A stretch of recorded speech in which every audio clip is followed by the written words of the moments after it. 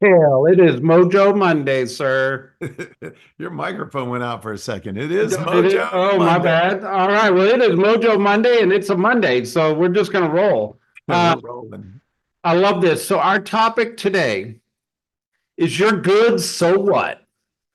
I think I love this topic because, you know, we get caught up in our own story sometimes, but our own story, if you take the phrase, so what, uh, might be what's actually in our way. What do you think?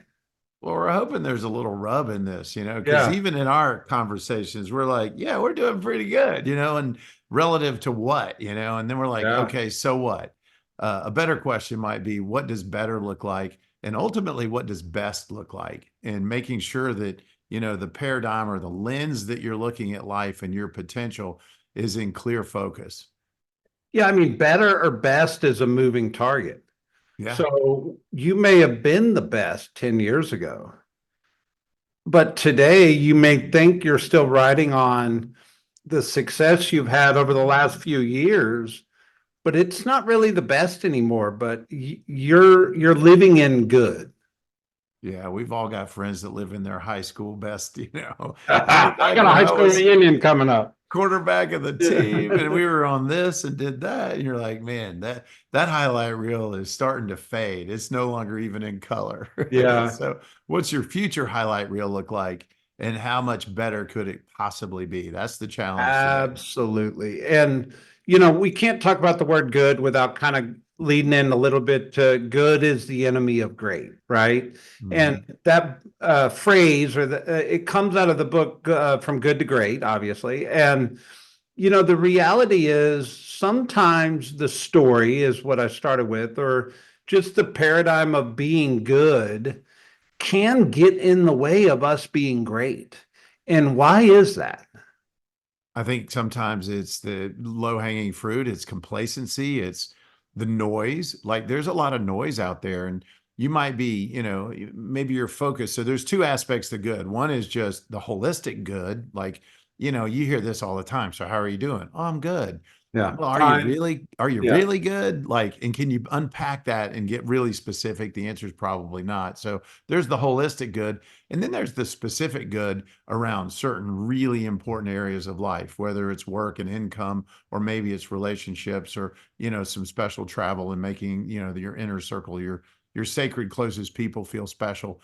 Where are you in that? Because those areas actually trump good in some areas, if that makes sense. Yeah. So I good think being the enemy is totally about avoiding complacency and letting the noise distract you from the priorities where great really needs to be the standard every day.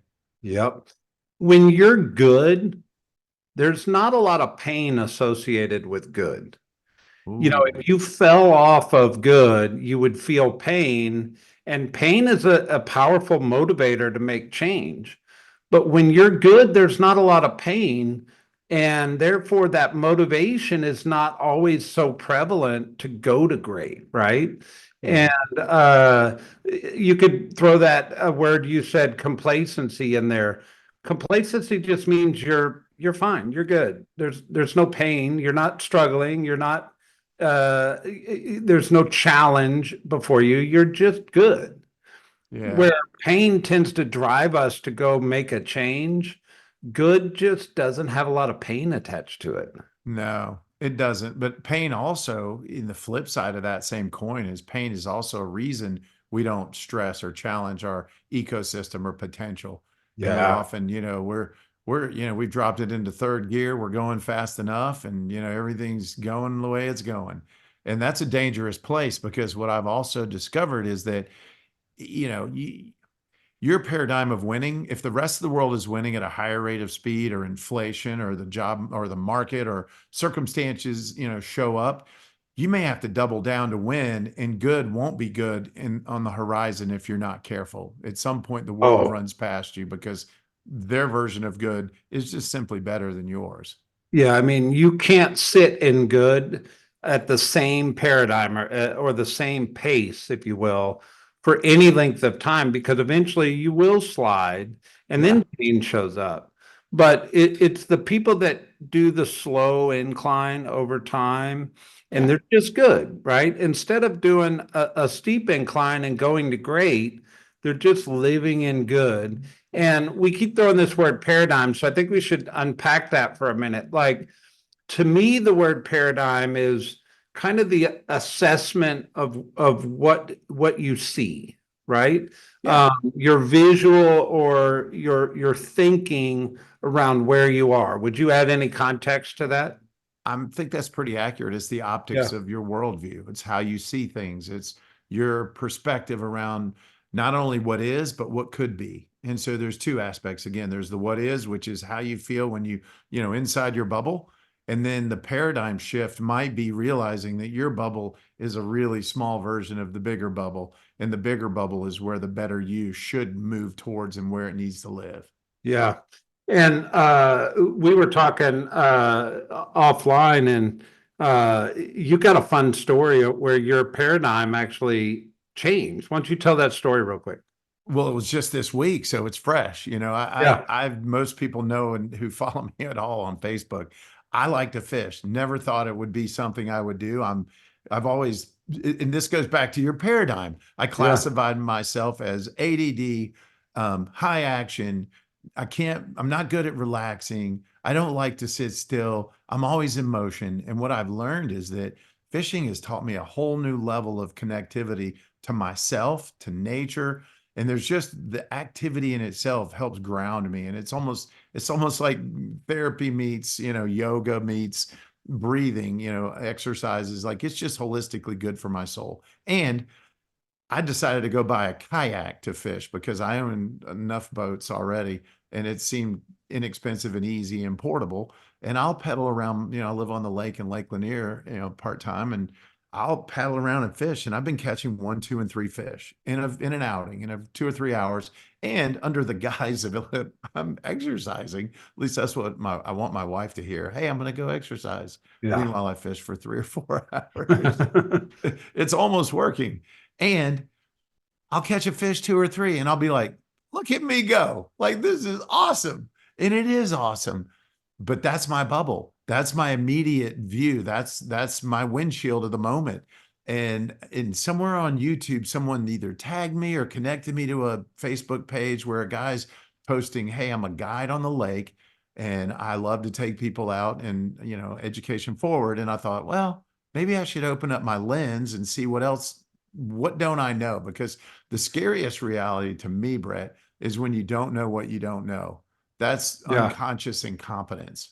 And you don't even realize it. Conscious incompetence, at least I can say, I know I don't know. And by the way, that did start for me about a week ago when I paddled past a boat and I was like, hey, how y'all doing? And they're like, we're great. And I'm like, how many fish you catch? They're like, about 10 or 12. And I'm like, and so, a little disappointed in myself, but also like, all right, I didn't know that was possible back here. So Long story let me jump short, in. Let me jump in for a second. jump So in. what I'm hearing you say was, in this analogy of your fishing journey, if you will, you were good. Like, you were in your zone and you were catching fish, and you felt pretty good about your experience or your paradigm, right? Yeah. But the universe or the world started sending you signals, and you could have ignored the signals because Yeah. you were good. But I think that's a lesson here is sometimes uh the opportunity to change our thinking comes at us, but do we accept it, or do we Yeah. actually reject it because we're good? Well, you're telling yourself a story. We Yeah. all run these stories in our heads about who we are, what we are, and why we are. And, so what? That's how we started this whole Yeah. thing. You're I'm good. So good. So what? what? Yeah. So what? Now what? And I do believe that your sonar, we all have like this internal energy and a sonar that's immaculately created and immaculately planted. And if you took a deep breath and you pulled out the wheel of life and you worked your way around it, you know exactly where you're underachieving or not maximizing potential or not taking advantage of opportunities to impact your own life as well as others. And so this was on a trivial level because it's fishing that happened and my sonar went off. I saw the clue and I went, I'm going to reach out to this guy. And what I love about what he did, and this is a gift and something that we could all learn something from, his approach wasn't your typical, guide like approach. And his name's Jeff Nail, by the way. He's on Lake Lanier and his last name's Nail. So look him up if you're interested in an amazing experience. He said, what are your expectations and what do you want to come away with? And I'm like, wow, rare question. Usually it's go fish, catch fish. And I said, well, it's actually catch less fish. That's not, I want to catch fish. I really want to understand how fish think, how they migrate, what temperature affects them, what seasonality does for them, wind, direction, shoreline composition. Like I got real technical and he's like, I'm good at all that. I can help you. We spent the first 2 out of 5 hours together sitting in a boat, really just showing me technology, tools, resources, and shoreline. And he also met me on my end of the lake so that it would be particularly appropriate. And I'm like, that is a generous thing for someone who, he's a pro. Most pros don't want to give away all of their best secrets, or you may not come back. And what you need to hear from me is like, if you give away your best secrets, people cannot not come back. Like they want more of that authentic energy. So did you catch more fish? So for 2 hours, I caught the bug of intellectual growth, and it starts up here, and then it has to be in here, and then when those two align, after a couple hours, you said, "All right, you've probably absorbed more than you thought, and you probably have more than you can." And I'm like, "You're not kidding. I should have brought a tape recorder or a notebook." So he goes, "You want to catch fish?" I'm like, "Yeah." So he took me to his top 6 or 8 spots in and around where I live up here, and we slayed it. We caught 20 fish, and my best ever was 3 in 4 hours by myself. And Wow. so illustrating the point, you can't outrun shifting paradigms and strategy and understanding the rules of how the water and fish and the ecology of the whole experience works. So to kind of back out of the story for a minute, the signals, the sonar came at you and you accepted the signals and you took action. I did. Because you do have to take action. Otherwise, it's just another thing somebody forwarded you on Instagram or whatever, right? Like you took action to it. I think that's an important point. And your action caused your paradigm to shift. Yeah. Yeah. And I had to put my ego on a shelf and it's kind of that realization. Maybe I don't know what I think I know. Yeah. So once your paradigm shift, do you feel like you're on a journey to great? Absolutely. Well, I know what I don't know, which remember there's the incompetence to competence ladder, the competency ladder, where you go from unconscious incompetence, you don't know what you don't know, to conscious incompetence, which about 20 minutes into my conversation with Jeff on the boat, I'm like, I had no idea that that's how this works. I had no idea that they school in the middle of the lake in certain points, tips. And he gave me these fundamentals that I think logically they connect dots, but it wasn't in my conscious mind. And then you move to unconscious competence, where you understand what you know, but you've got conscious incompetence, where you know what you need to know, but you haven't done it. And so that's where I'm at, the doorstep of conscious incompetence, because I haven't proven I can now do it on my own versus him taking me to a spot going, now cast and fish over there. But I understand why, which is the most important element.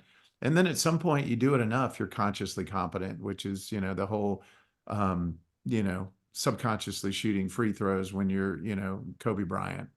He doesn't think through, I stand here, my feet are this way, my elbows in, my head's up, my arm, it's just, I sink free throws. Yep. So it starts with unconscious incompetent, and you don't know what you don't know. And then it moves to conscious incompetent, which is now somebody clued you in, but you still don't know how to be competent. Then you move to conscious competence, meaning you know what you're doing and you're moving into competency. And then eventually you move to unconscious competence, which is just muscle memory, right? You nailed it. And that's exactly right. But I think this is an interesting thing. We didn't talk about this ahead of time, but in context of being good versus great, You have to challenge your consciousness. Otherwise, you live in unconscious goodness. And if the sonar starts pinging you and you take action to those pings, you actually grow your knowledge base to where you realize that you now know you don't know something. Yeah. Yeah, you have to move from unconscious to conscious incompetence again, because life's about, taking the stairway to heaven, if you will. And every step, every new relationship, and every new experience, you go backwards in the competency ladder. You move back down to unconscious incompetence until you know what you don't know. Right. And then, so it's a process. And part of it is that sonar piece is being honest with yourself to realize good is not great. Yeah. And so how would you confirm where you are on the ladder in a particular pursuit? Yeah. How do you know? Well, you only know what you know. The question is, are you willing and open to having your paradigm challenged? That's And exactly if right. you're willing and open to having your paradigm challenged, you're going to realize that all of a sudden there's some incompetence that you now are opened up to that you thought you were fully competent around. Like in your context, fishing. You believed as you were paddling in your cove on your kayak that you were a competent fisherman. Yeah. And then the sonar came, you go out with this guide, and now you go, maybe I'm not as competent as I thought I was. But Yeah. now you know you're not, right? So you Yeah. actually went backwards on the competency ladder in a good way because you're on a pursuit to great. Exactly right. So maybe, and like as an example at work, get your team leader to pull down, or your MCA to pull down a top down report, or wherever you exist at work. Like, figure out who's really crushing it, and then recognize that there's a gap and an opportunity. It's almost like going to the ski mountain, and instead of skiing greens and blues where you're perfectly capable, step up to a black or a double black, and not just, don't hurt yourself, but at the same time, pay attention to who's absolutely crushing that level and that challenge and that mountain. There you go. You know, if somebody was listening to this, and it's not about fishing, I hope everybody understands. Today's message is not about fishing. That was just the analogy we used. But what would we want them to know about this conversation? What's the knowledge we're trying to drop here? The ability or capacity to level up in any of the 12 categories of the Wheel of Life, which are all available, rickhale.com, pull down the Wheel of Life. There's someone waiting right now to help you elevate your game. In fact, you're depriving them of their core genius, and the opportunity for them to live into their next level up, which is either coach, consult, or role model, or be a better friend in any given category. 100%. And, we have an enormous amount of tools and resources in life, whether it's a mentor, a coach, a book, just some connection somebody makes us to. And a lot of times it's people. The famous saying is the two things that change your life the most are the books you read and the people you meet. Mm, So it may land in some of those categories, yet there's so many resources to challenge you. And to your context before, the sonar's going to ping you. It pings everybody, but somebody hears it and somebody doesn't. yeah. And if you're willing to listen and take action, there's an enormous amount of resources you have at your disposal to take action on that. And the challenge is it puts you a little bit out of your comfort zone for a minute because you're actually going back into incompetency, Yeah. um, because you have to grow, Yeah.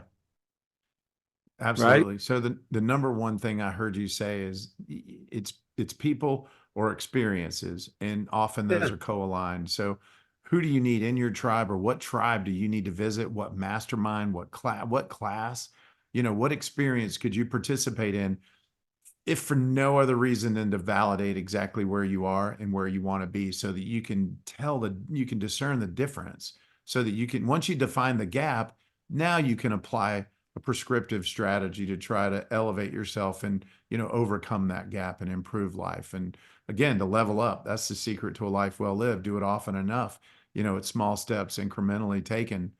And in the words of Benjamin Franklin, and how he succeeded at such a high level, just amazing human being, author, inventor, orator, statesman. He said he bit off more than he could chew, and he chewed like hell. Are you biting off more than you can chew? Are you really challenging yourself? Yeah. I mean, if you're thinking about this, like there's emotion attached to this journey, and feeling comfortable, it feels comfortable, and there's not a lot of friction inside of our emotional state. However, when we move into uncomfortable, it actually shakes up our emotions sometimes. And then when our emotions are shook up, that could keep some people to moving in that direction. Yet that's what growth looks like. And Yep. the feeling on the other side of it, Rick, what's the feeling you're perceived to have when you go out and you catch 10, 15 fish every time you go out? What's that feeling? Well, it has, at the end of the day, it has nothing to do with fish. It Yeah. has everything to do with that feeling of progression and your soul, the human experience is to progress through life productively. That's the way we're wired. And to deny that, honestly, it's like it's like a cancer, and it's not good. It's not healthy, and it's not inspiring. And so a life well lived is one where you're progressing, with some form of strategic approach so that you become a better you. So it could be a coach, consultant, maybe, lean into a different tribe, expand your sphere of influence. But do it strategically. And I recommend doing it categorically instead of holistic. I mean, there could be one person that's all things therapy and fix, but the odds are they're specialists, again, that if you don't lean into and take advantage of, you're depriving them of their gifts. And so do it if for no other reason than to generously validate someone else who's got expertise in an area that you're fighting for. There you go. Rick, you're good. You're So that's supposed to that. be, I so think we what? lost your mic, man. So No, with no, that, I'm here. Can without you, I'm saying without you're going any good. You're further, supposed to at this say, point, take the wheel of life and identify areas for improvement, and let's elevate. So you're good. So what? Let's so figure out what? what great is and make it happen. Have a Happy great Monday. Mojo Monday, guys.